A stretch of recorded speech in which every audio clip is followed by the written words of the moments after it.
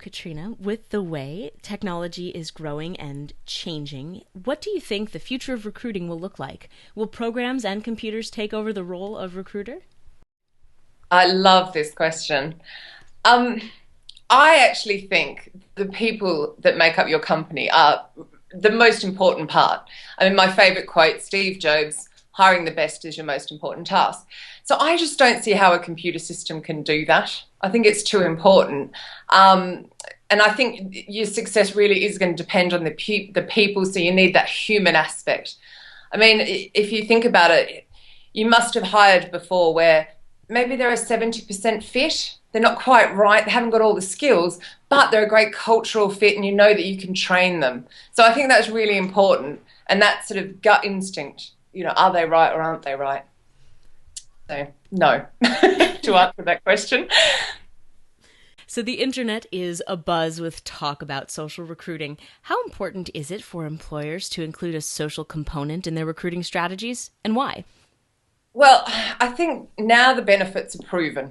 It's as simple as that. It is more cost effective, it's more timely. You can strengthen your employer brand because you're increasing those employee referrals. There are higher retention, so people are staying longer. So all around, cost effective, time effective, better people, you're going to succeed more. So it's no longer a, oh, should I? It's a, I have to. The other thing is I break social recruiting down into sort of three different streams. So one of those is social sourcing, and that's where it's cost effective. You can go on there and you can find the people who, they call them passive or pactive over here, actually. I don't know if that's reached America, which is where, they're not particularly looking. So you can get those people who aren't active in the market and you can entice them into your firm.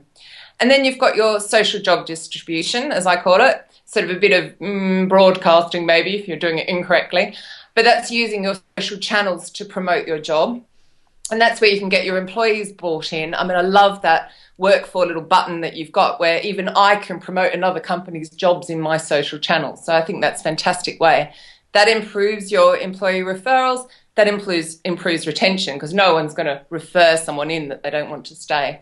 And then, of course, you've got the opportunity to promote your employer brand.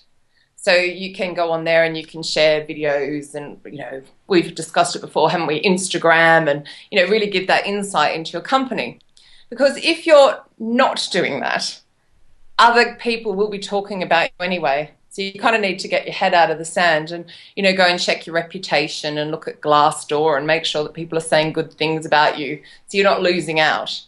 And one of the things I particularly like about the explosion of social recruiting is the fact that you kind of have to treat your employees better. And there's definitely been a shift to not so much the employees having power, but just that they're looked after better because they're now online and they can now be poached. So you've kind of got to look after them to keep them there. So there's really just get in there and do it. That's what I'd say. What about the platforms that are a little harder to utilize on a daily basis, i.e. Instagram, Pinterest? How do you accessorize your recruiting outfit without overdoing it? I love that, accessorize. I'm highly visual, so actually I don't think you can. Anyone who follows me on Twitter or anywhere else, Google Plus, will see that I share photos left, right, and centre. So maybe I'm not the right person to answer this, but all of those platforms, even LinkedIn, Facebook, Google Plus, Twitter, they're all catering for images because we all love looking at them. They're the most shared thing, and they're quite quick. So I think it's really important to accessorize or to share images. And I know it's a step away from your traditional recruitment. So, I was sort of giving a bit of a story. When I was young, it sounds awful, it was only 20 years ago, but sort of started out looking for a job, I would go to a newspaper and it would be heavily kind of, that left brain logic. There's a lot of printed words and no images. And, you'd take your time to read it.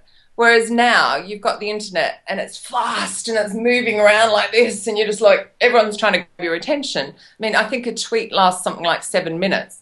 So if you've got visuals popping in there, they're going to attract attention. And I don't know, it's like that right brain creativity. There's a lot more fun you can have. So, I mean, I definitely think that you can use Instagram to create little 15-second videos and do photographs, Vine for 6-second videos. I mean, just definitely share images. Let's talk about the recruiters who are on the front lines using all of this new technology. How can they avoid a trial by fire when it comes to understanding and using all of these new developments?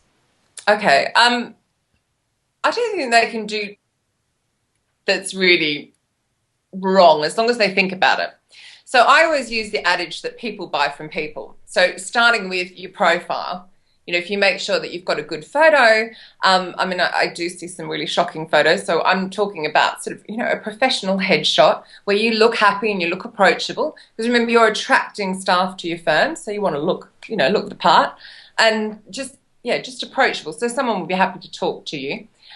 Complete your profile. Make sure that you put lots of information about your own achievements and your company's achievements so people get excited about talking to you. And share some really good content. You know, show that you're an industry leader by sharing insights of, you know, your company and the industry that you're in. So it's a complete package. Then what you also want to do, though, is to avoid the faux pas, is lock down your Facebook profile, untag yourself from anything that you don't want the public to see. Because even though you think, well, I'm looking for staff on social media, so therefore, you know, I'm looking at what they're doing, they're actually looking at you as well. So do just check your Facebook. And even I get caught out occasionally with stuff that goes public that shouldn't. So just check. And then I have this other theory. In my case, it would be I wouldn't say it in front of my grandmother. Listeners, it might be in front of their great-grandparents, but don't put something online that you wouldn't say in front of them. So if you even hesitate and think, well, don't do it. If it can be misconstrued, don't do it. Just make sure that whatever you put out there can't be interpreted in a different way. And then, of course, the other thing to do is to monitor. So set up a Google alert in your name and your company name, and then things like tweet beeps and obviously your mentions on Twitter. So just to watch what is being said about you. But really just get in there and just, you know, be authentic and you'll be fine. Social networking is all about who you know. So what are your best tips for helping potential candidates get to know your company, your brand, or your jobs when trying to grow your talent pool? I think the most important thing to do is to not hide behind a logo. And I actually think this is where a lot of companies get it wrong. I mean, I understand they want to have a corporate Twitter account, but it's so horrible talking to a logo. It's really lovely talking to somebody. I mean, I always give the example of Katie McNabb from PepsiCo because she just gets it right. The in-house recruitment side and her personal side, so you're kind of drawn into the company, and it's very much her. So, I mean, that's my number one tip is, you know, be yourself.